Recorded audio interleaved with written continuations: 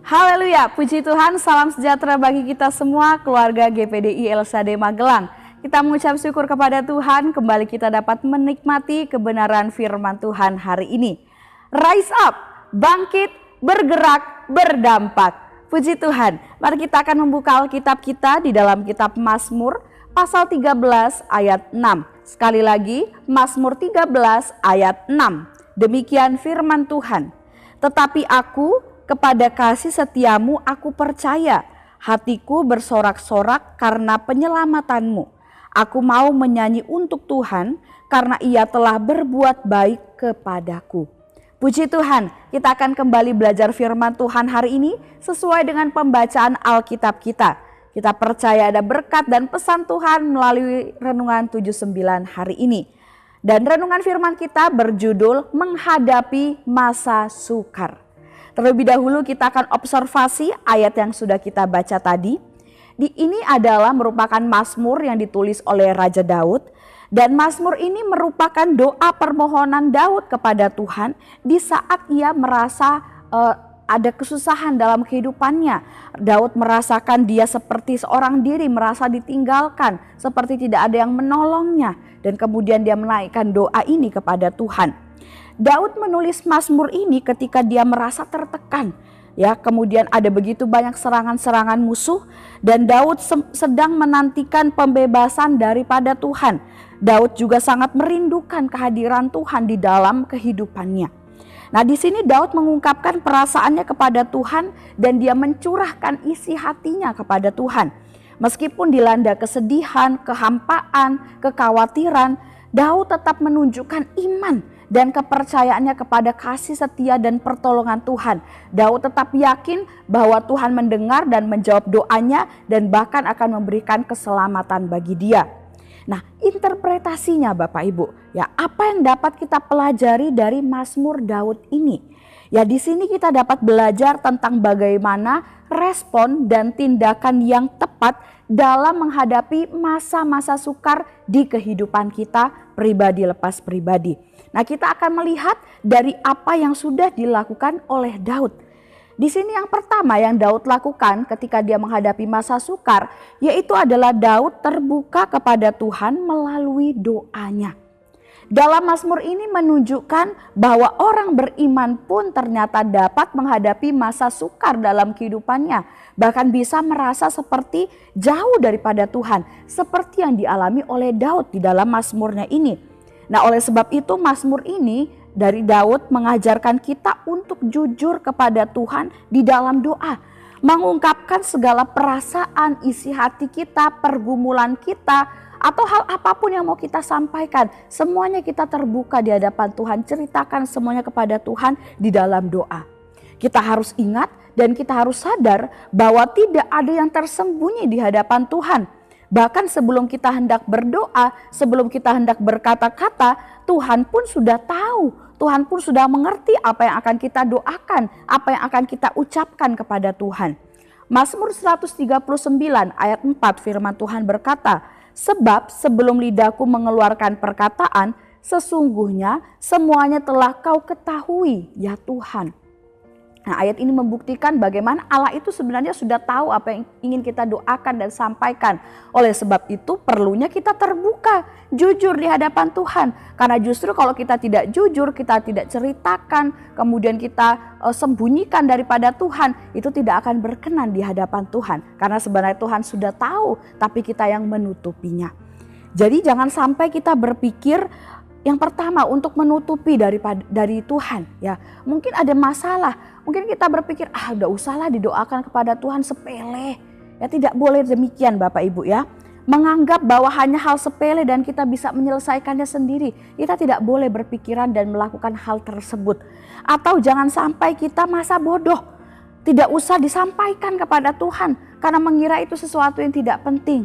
Atau bahkan kalau kita sampai tidak mendoakan kepada Tuhan karena kita merasa Tuhan tidak menjawab, atau Tuhan tidak mendengarkan, atau Tuhan tidak memberikan pertolongan bagi kita. Ya hal-hal tersebut harus kita jauhkan dari kehidupan kita. Karena pada akhirnya hal-hal itulah yang membuat kita tidak hal-hal ini yang membuat kita tidak terbuka, tidak berdoa dengan jujur di hadapan Tuhan. Dan kita perlu berhati-hati karena hal ini justru tidak berkenan, tidak menyukakan hati Tuhan. Dan bisa menyebabkan Tuhan tidak mau mendengar dan menjawab setiap doa-doa kita. Oleh sebab itu harus terbuka di hadapan Tuhan melalui doa. Kalau sedang mengalami masa sukar, cepat cari Tuhan, ceritakan kepada Tuhan, terbuka di hadapan Tuhan. Hanya Dialah sumber pertolongan yang sejati. Kemudian yang kedua, apa yang bisa kita pelajari dari Mazmur Daud ini tentang bagaimana tindakan dan respon yang tepat ketika menghadapi masa sukar, yaitu tetap berpegang pada iman kepada Tuhan Yesus Kristus. Meskipun dilanda kesulitan, dilanda kesusahan, penting dan wajib bagi kita untuk tetap percaya kepada kuasa dan kasih Tuhan Yesus Kristus.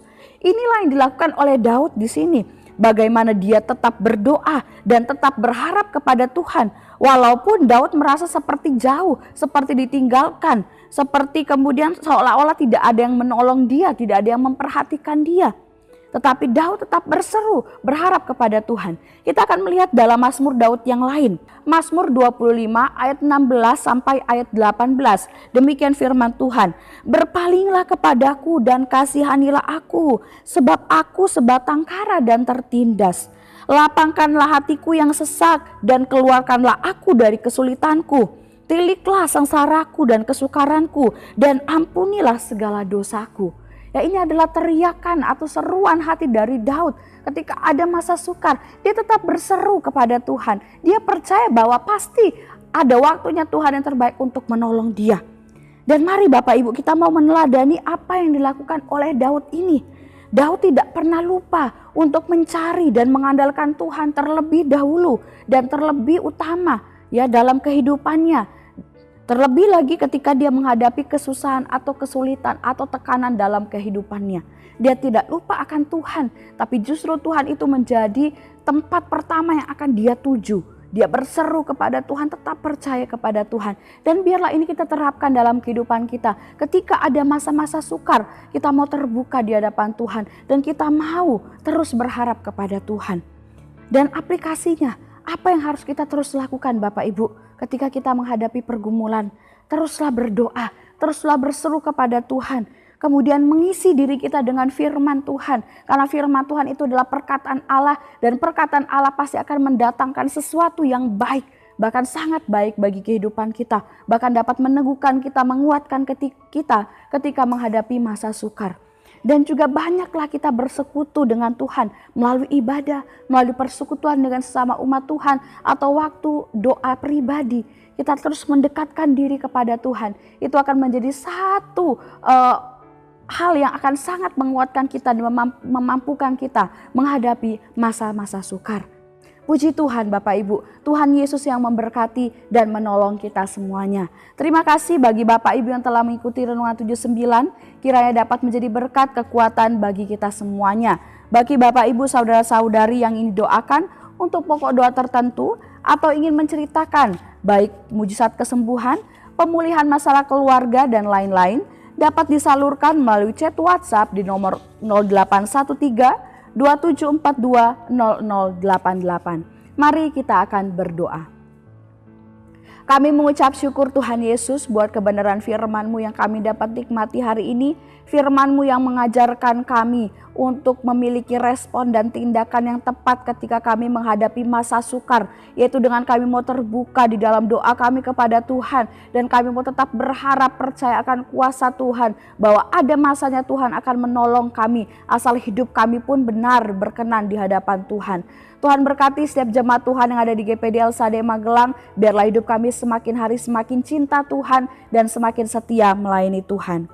Kiranya keluarga GPD LSAD Magelang mengasihi Engkau ya Tuhan Allah, dengan segenap hati, dengan segenap jiwa, dengan segenap akal budi, dan dengan segenap kekuatan. Kiranya kami mengasihi sesama manusia seperti mengasihi diri sendiri. Terima kasih Tuhan, kami aminkan dan kami terima firman-Mu dengan penuh ucapan syukur. Dalam nama Yesus, haleluya, amin.